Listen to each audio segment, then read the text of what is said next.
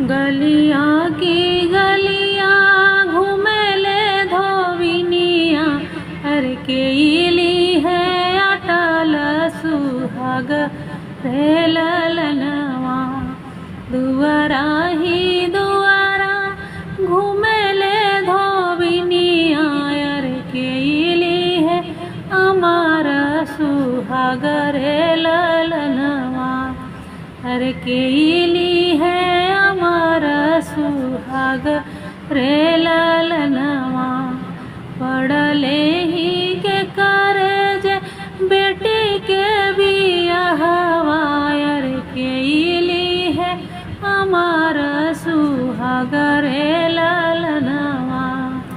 हर केली है अटल सुहाग रे ललनवा। घर में से निकारेली बेटी के माई अरे हमले वो अटल सुहाग रे ललनवा। घर में से निकारेली अम्मा हो कवनी देई हमले वो अमर सुहाग रे ललनवा। अरे हमले वो अमर सुहाग रे ललनवा।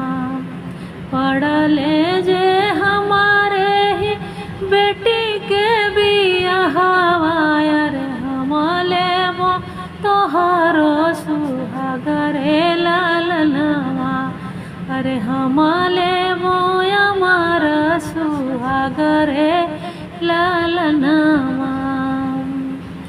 आवना धोबिनी बैठाओ शरमायर देहु नायापन सुहाग रे ललनवा। अरे देव नायापन सुहाग रे ललनवा। तोहरे सुहागे धोबिन बेटी जई है सासुर अरे दीना दीना बढ़े हवा तरे ललनवा।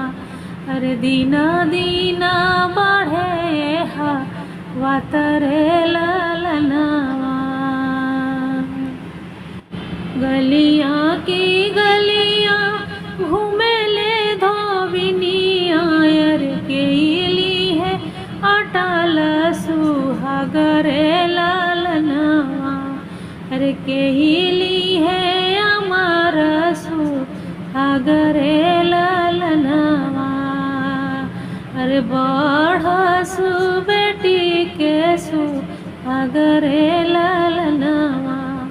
दीना दीना रहे हवा तरे ललनवा।